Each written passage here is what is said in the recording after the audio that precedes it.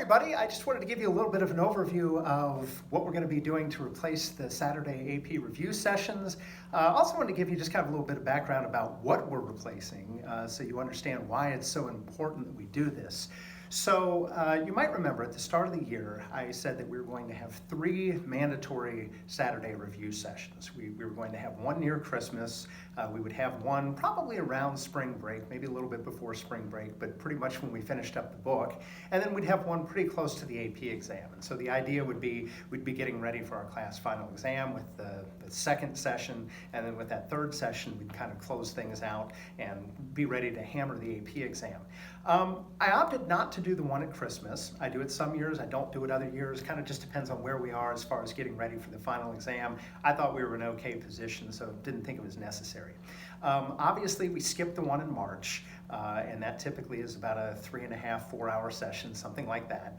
The one coming up on April 25th, or actually might be past April 25th by the time you see this video, would have been another 3.5, 4 hours. And I honestly normally will also do a weekday session, usually about the 2 weeks leading up to the AP exam. I'll have people come in usually for 2 hour-and-a-half sessions. Typically we focus a lot on FRQs in the Saturday sessions, and we focus a lot on multiple choice in the weekday sessions. So when you put it all together, most years, most people are doing at least 3 to 4 hour sessions. So you're looking at maybe 10 to 12 hours of additional prep outside of class to get ready for the AP exam. And I think it's had a huge impact. You guys probably know we had 50 people pass the AP exam. I think it was 3 years ago, which again in calculus is really impressive. 10 years ago we were having maybe 30 people pass or something like that. So we nearly doubled the number. We came very close to 40 4s and 5s in actually 2016, 2017, and 2018. I think each of those years we were over 35 and kind of in that 37, 38 kind of range for 4s and 5s. So this kind of thing has been really, really successful.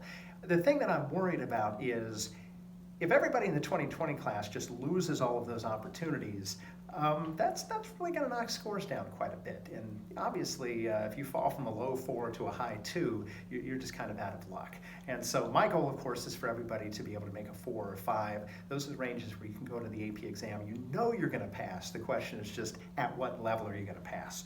So what are we replacing it with? What I've decided to do, because the actual AP exam is mostly FRQs, that's what we're doing in class. And we've been hammering that. We'll continue to hammer FRQs the next 2 weeks leading up to the AP exam.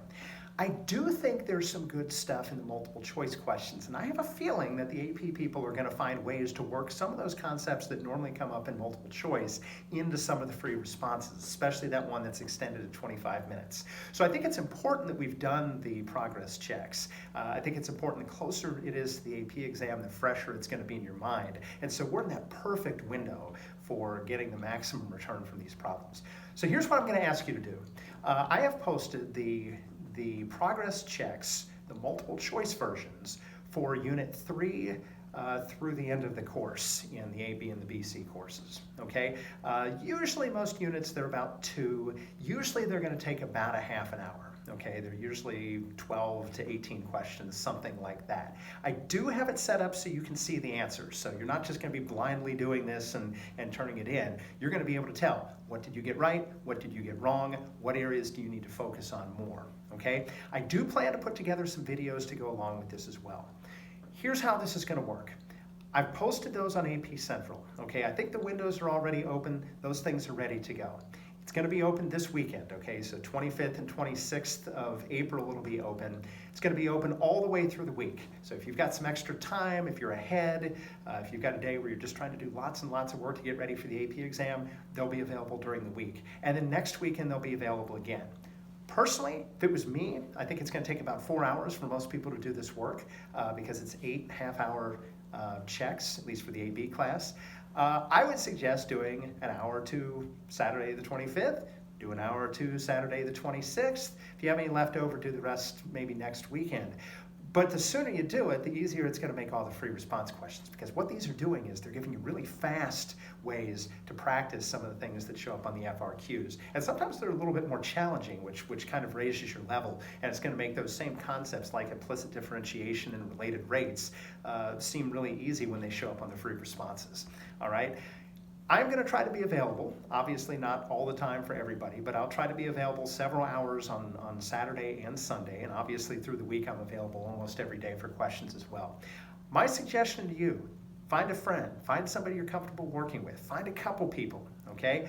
Work together on these problems, because the idea is to get that great knowledge that we've got across everybody in the class, everybody to be able to take that kind of knowledge into the AP exam. So build off the success of others, kind of work with each other, have your textbook available so you can kind of look different ideas up if you've forgotten about how they work, all right? You are gonna get 100 out of 100 test score. And by the way, all of your grades are going into one clump this time, so it's not 75-25. But anyway, you're gonna get 100 out of 100. That'll balance maybe some lower scores that people have. And I'm just looking for your good faith effort. Okay, if you're doing a reasonable job on the FRQs, that sort of thing, that's fine. I am going to ask you to turn in some kind of work, okay? And again, some of these problems you're just looking at a picture, and I know there's not much work you can show, but there are other things where there's going to be some pretty extensive work. So just list the progress check that you're working on, list the problem numbers you're working on. You can just scan all those and send those to me at the end, and that'll basically be your evidence that, not only did you go and click answers on all the questions, but you actually did some work on it, okay?